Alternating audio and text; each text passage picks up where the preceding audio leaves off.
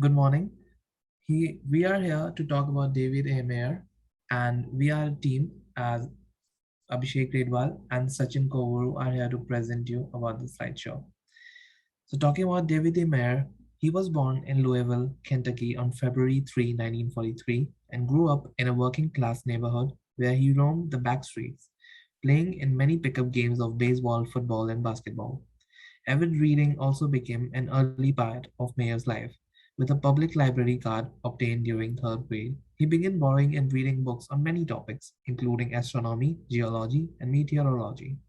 His reading fostered an ever increasing interest in science and mathematics, inspiring him later to take several high school classes in algebra, geometry, trigonometry, and calculus. After high school graduation in 1961, Mayer thought that he should prepare for an engineering career. However, during a brief stint at the Case Institute of Technology, it dawned on him that he really wanted to take a road less traveled. So he transferred to Wittenberg University, a small liberal arts institution, and changed his academic major to psychology. Although he expected personality psychology to be most interesting for him, what soon excited Mayer even more was an experimental psychology class in which students encountered a truly amazing fact that people's behavior can be quantified rigorously, revealing fundamental mathematical laws of human nature. This revelation, together with further study of mathematics, paved the way for the next phase of his education. In 1964, Mayer entered the University of Michigan's Mathematical Psychology program, where the state of the art training was offered by faculty such as Clyde Coombs, Robin Dawes, David Krantz, etc. Consistent with some of their interests, Mayer's initial research focused on risky decision making, yielding his first publication in the Journal of Experimental Psychology. Nevertheless, within 2 years, his attention wandered toward another burgeoning topic, cognitive psychology, and he began studying it with Robert Jogg, Edwin Martin, and other faculty at Michigan's Human Performance Center. When exposed to Ulrich Sneisser's book, Cognitive Psychology, Mayer was fascinated by prospects of characterizing people as dynamic information processing systems whose mental operations might be described in computational terms.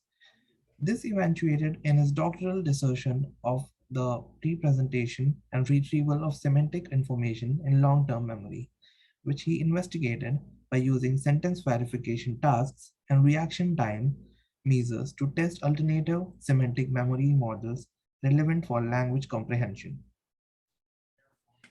Impressed by Mayer's investigations, Saul Steinberg recruited him to join the Human Information Processing Research Department at the Bell Telephone Laboratories in Murray Hill, New Jersey. Mayer arrived there in June 1969 and was soon thrilled to watch Neil Armstrong's first walk on the moon, a feat enabled in part by the lab's technological advances.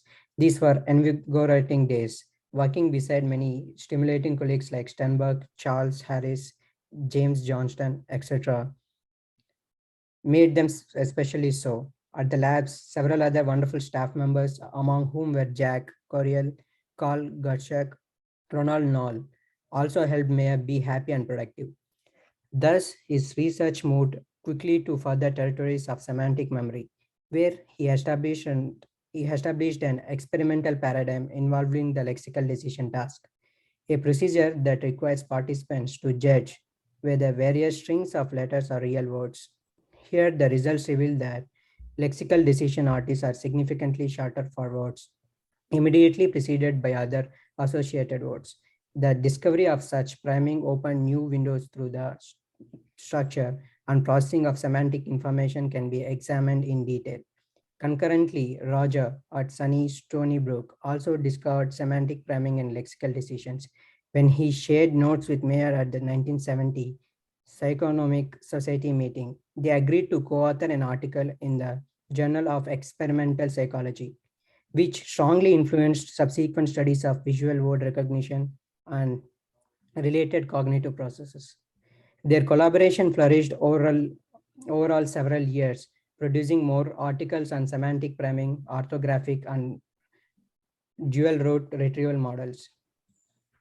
Meanwhile, sparked by several Bell colleagues, research on speech perception and production, Mayer's interests also evolved.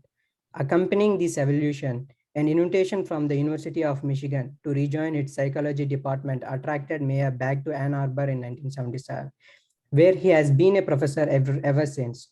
Part of the attraction for his move was the opportunity to have new interactions at Michigan's Human Performance Center with senior faculty like David Krantz, Keith Smith, and Daniel Weintraub, as well as younger faculty like Keith, John Jonitz, Gary Olson, Robert Pacella, etc.